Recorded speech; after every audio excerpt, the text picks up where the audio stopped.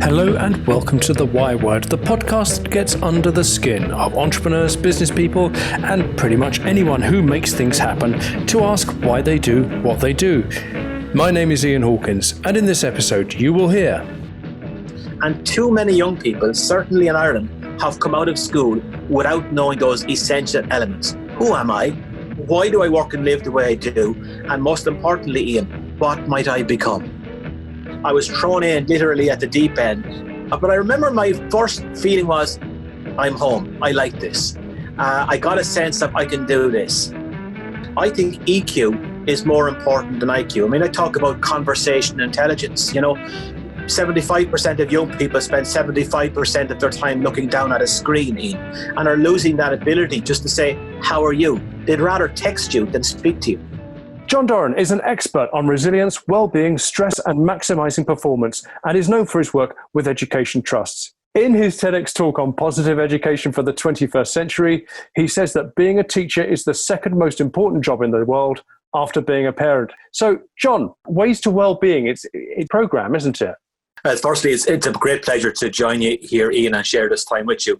It is indeed. It's on the curriculum now in over 140 schools in the north and south of Ireland, and it's a national edition, has come out only last week there for the rest of the world. So what's the idea behind Ways to Wellbeing? The key word is relationships, that the most important relationships you ever have in your life is the one you have with yourself. So it's trying to really reframe education to make it more real and relevant to young people and put emotional intelligence at the heart of learning. Ian, I think we've been doing a kind of disservice to a lot of young people. So it's about trying to make education real and relevant to young people and equip them with the skills to make them future fit, because we're living in a world of constant change, and the only certainty is that that level of change won't get any slower than it is today. So why is it, what were we doing before that was wrong, and what was the need that you saw that needed putting right? Well, I think in my experience, the education system is very left brain. It prioritizes maths, Irish, English, or whatever subjects, rather than the creative arts like music and art. I mean, who said on the totem pole of important subject that they should come least? So I think this is a kind of a rebalancing of the curriculum to actually look at the more right brain, creative side of ourselves. If a young person leaves school, Ian, without the ability to communicate, without an awareness of their strengths and their values, their motivations and their drivers, I would respectfully suggest we're doing them a disservice. And too many young people, certainly in Ireland, have come out of school without knowing those essential elements. Who am I? Why do I work and live the way I do? And most importantly, Ian, what might I become? Well, I think we have a model that's perfectly designed for a world that no longer exists, Ian. Maybe could I frame it this way? I'm a guidance counsellor in a school where I went to school in myself for the last 27 years. And the first classroom I ever attended in 1983 is directly across the way from my office. Ian, it looks the very same today in 2020 with the same furniture placed in the same way. Now, surely with all of the changes that have occurred, Ian, there's something wrong with that model. So I think that the skills of the future are going to be problem solving, creativity, collaboration, working as part of a team. And I don't know if we've fully caught up to where young people are in terms of the skills that they're going to need in a world of AI, in a world of machine learning. I think we have a catching up to do. It's interesting you say that, because I feel like with the whole COVID shutdown and what's happened this year, everything seems to have moved on with the digital world. I wonder if we're all going to go back to the office in a couple of months and feel that emotional intelligence is really something we look for. It's a really good point, Ian, because I think one of the things that machines can't replicate, at least not yet, is empathy.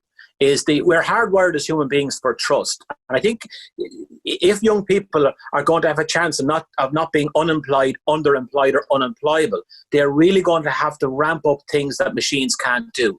Awareness of our own emotional weather, our ability to regulate it, and as equally as importantly, our ability to empathize with the emotional weather of other people. And that last piece, Ian, the kind of the social media world worries me a little bit, the virtual world, because we get disconnected from the body language. We can be writing things in cyberspace, disconnected from emotions and seeing the hurt that it can happen across. So that's an area that I think is really important, empathy. We think we need a lot more of it in the times we're in. I'd love to know, are you do you go on social media a lot? I would have a social media footprint, Ian, but I don't want to diss technology. I think technology is opening up the doors to wonderful opportunities.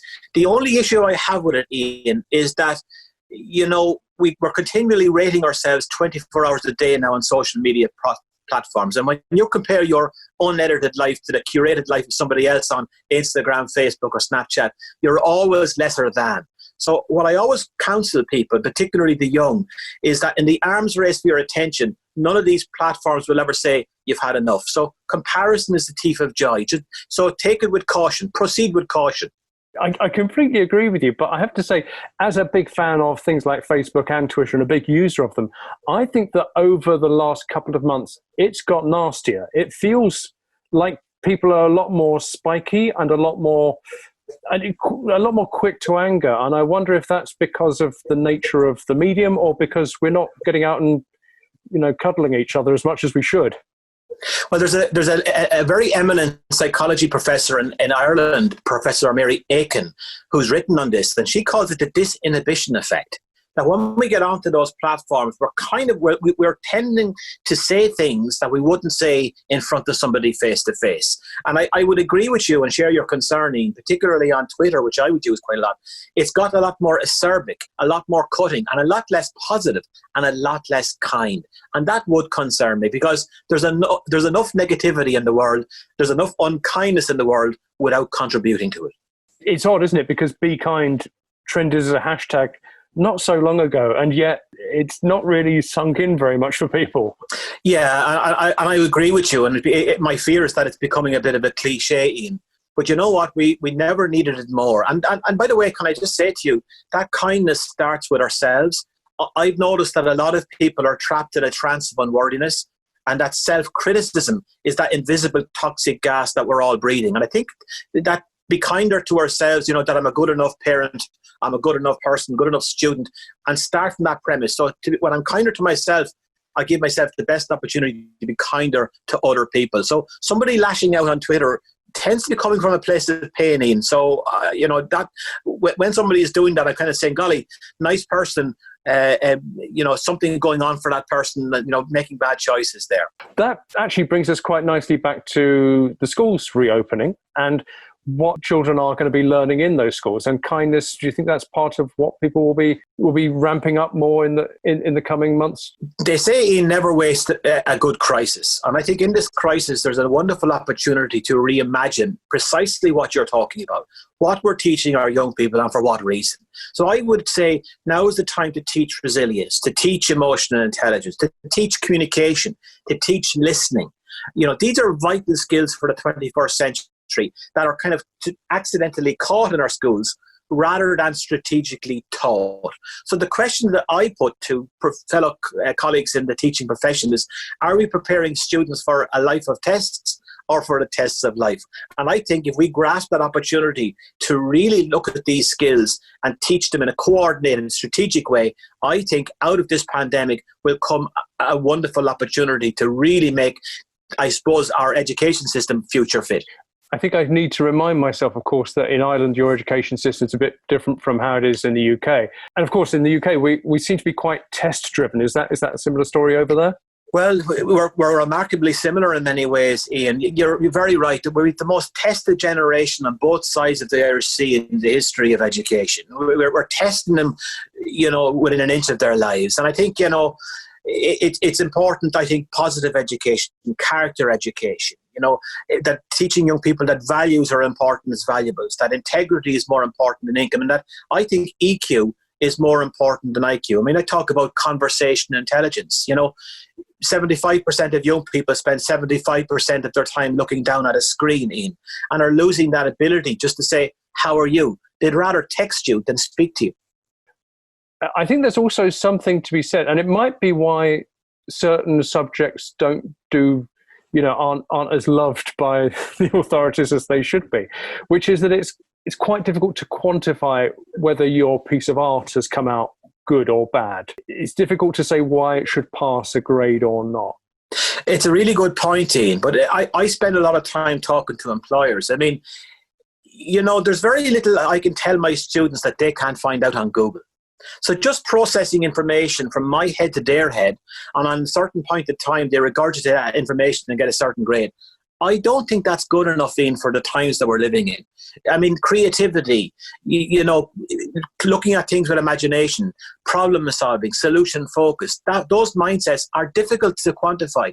But because they're just difficult to quantify, does that mean they're not important? I would suggest they're more important in the world and in the space that young people are navigating to. So I think perhaps we should fit the system to the young people rather than the young people to the system. Teaching is one of those things that people do stay in for a long time. We hear a lot about teachers dropping out early, but if teachers are, resilient in themselves, it's a job for life still, isn't it? I get great pleasure and privilege, of talking and connecting to colleagues all around the world. And I always ask, in a word, what makes a great teacher? And I hear some great words like enthusiasm, but I think probably the key word for me, Ian, that it's very important to maintain over the length of your career is passion. And if you think of the word passion, the first part is pass, then the I, on, pass I on. And if you notice, it's a small I. In other words, it's not about ego. It's about actually passing my contribution on. What a privilege as a teacher to be able to touch the future through the children that you teach. My favorite definition, Ian, of education is that it's a conversation between one generation and another about what's really important in life. And I think it's helping young people to navigate those challenges. I think that's a tremendous privilege and joy of being a teacher. And I think it's a calling. It doesn't do teaching a service to call it a job or even a career. To me, actually, teaching is a vocation. Going back and re-editing these interviews is always interesting because I spot things I didn't see at the time or missed opportunities. And one of the things that I noticed here was that I did very little cutting of what John was saying, but I ended up cutting quite a lot of what I said because John's so interested in other people. I found myself slipping into anecdotes. I found myself having so many ideas they were falling over each other. And it didn't really matter because, well, one, I can cut it out later, which I have done for your benefit, dear listener. And two, John's just one of those people that's marvellously enthusiastic about everything and everybody that he meets, which is a wonderful attribute to have if you're a teacher. And it's a little bit less helpful if you're an interviewer trying to stay on track. Anyway, my problem, not his. I wanted to go back and get a little bit more of his backstory, how he came to be this fantastic educator. John, what is it that got you into teaching in the first place? Well, I was very lucky, Ian, because I had a number of magic weavers. I had a number of fantastic teachers who saw potential in me. I'm thinking of Brother Bosco, I'm thinking of Brother John, and really great inspiring teachers who gave me a love of learning. And that love of learning kept going with me, and I could see the effect that they had had on me and the potential to be able to do that and help other people. It really lit a fire. And I think great teachers light a fire. They don't fill jugs, they light fires. And I was very lucky in the patricians to have great teachers who lit the fire in me and motivated me to sustain that and help others. People do remember their good teachers. They remember the bad ones too, but they definitely remember the good ones. Do you think every teacher has to have that sense of responsibility for every child's future in order to be a success? Yeah, well, two things. Let's take the first part first. I think the good news is, Ian, we make the difference. The bad news is we make the difference. So in answer to your question, yes. The most important place in a school is in front of the classroom, that interface between teacher and student. And my pet peeve is cynicism. You get somebody cynical that can do so, that is toxic. It can do so much damage. But, one of the things about this pandemic, Ian, is that it tells us about the power of a pause when you're living your life in fast forward. So could I set a challenge to your listeners based on what you've just said there? Wouldn't it be lovely if you had one of those great teachers to reach out, to send an email, to make a phone call, to let that person know the effect that you had on them? Because sometimes when we feel grateful or gratitude to people and we don't tell them, it's like going to the bother of buying a beautiful present and not giving it. So if you have any recourse to feel grateful for anybody in your life, perhaps the teacher or somebody else, please take this time to tell them. Well, that is a thing that social media is really good for, finding your old school friends and finding those old teachers. Tell me about your first day on the job when you were teaching. What was it like when you first stood in front of that classroom? Before I answer that, Ian, can I, again, one little memory that is prescient to the question you asked there. I spent last summer in Sydney at the invitation of schools speaking to students and teachers. And I was in a little place and I got a tap on the shoulder from a young person who was in my very first class 26 years ago. And I turned around and it was Brian was his name. He said, "Sorry, you're a long way from home." I said, "So are you." And we got talking and I asked him that. I said, "Brian, what's your memory of me as a teacher? What did you make of me?" And he said, "Sir, you cared." And I think that's a really important thing that I would like to think, as over the course of my career, I cared. To come back to your question, Ian, I remember very vividly the very class I was in for my very first time. I was thrown in literally at the deep end. A teacher had said, "Look, I have to step out, you step in." And it was literally sink or swim. But I remember my first feeling was, I'm home. I like this. I got a sense of I can do this. And I suppose what I realized, Ian, is that you never take your L plates off in teaching. You're always learning. I think I'll just about get the hang of it when I'm due to retire. The other thing about you is you're a very good speaker, and I've seen your TED talk, and you've gone to Australia to speak as well. Do you think that it appeals to a sense of the performer in you to be able to stand there and deliver? Good point, Ian. It probably does play to my strengths, but I would also say to teachers, when in the Ways to Wellbeing program, a teacher might come along to the training and say, "It's okay for you, John. You love speaking. You have a way with words." Some people are kind enough to say that sometimes, but there's not the right type. There's some teachers who are not eloquent but are wonderful teachers. I think it's a state of mind. It's a mentality. There's lots of different facets. There's no one size Ian fits all, but certainly the opportunity to share my enthusiasm with the subjects I have certainly was a very big motivating factor for me in becoming a teacher in the first place. I always say that no parent, no teacher ever overdosed on appreciation or suffered a surplus of gratitude. And I remember a young person in my office one day slipped a note under the door thanking me for a conversation we'd had on the Friday about a concern he'd had about a relationship.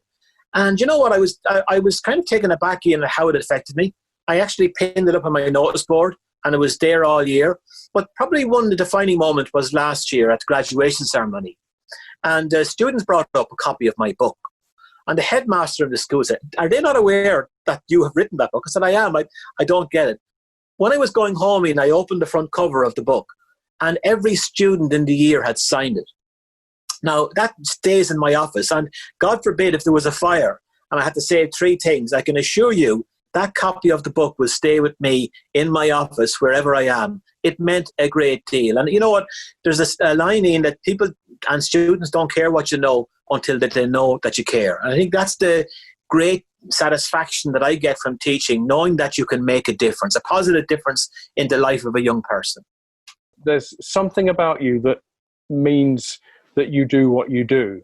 And I know what the answer is. You're going to say the answer is understanding gratitude makes people better, makes people and gives people more energy. Is that what drives you? As much as a cliche, it sounds. I'm at a stage of my career, Ian, where there's more behind me than there is in front of me. And I don't know where that's gone. It's gone like a blur. The days, the months, the weeks, the years have just gone by like cat's eyes on a motorway, to be honest. And somewhere my chronology and my age have kind of separated. But I suppose my motivator is to keep kind of making a difference. And you have that capacity when in teaching to do that, to actually make a positive difference in the lives of people. And it speaks to purpose. Somebody said to me, "What's the meaning of life?" To live a life of meaning. What's the purpose of life? To live a life of purpose. And I don't know of any other profession, Ian, that allows you the capacity to do that quite like teaching. The chance to actually say, you know what, I made a difference today, no matter how small, that in 15 years' time, those young people will still be talking about me, hopefully positively, but they will be talking about me. And I think that is it's a privilege. And I've never lost sight of that in my career, Ian. That is a real privilege and a profound sense of responsibility, that the capacity I have to do good and also to wound with words. You know, it's very important to be aware of the positive reinforcement rather than negative, positive encouragement rather than negative reinforcement.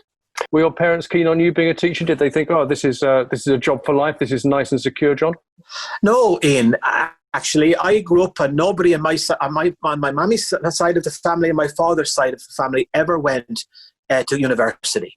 And I remember very vividly the day I got my results that meant I could go to college. My father was a stonemason. He was a farm labourer. And I couldn't wait. We used to have dinner at 1:00. Anybody in the country will know what that means. And he came down from the hill, opened the door, and I said, "Daddy, I've got the points for college."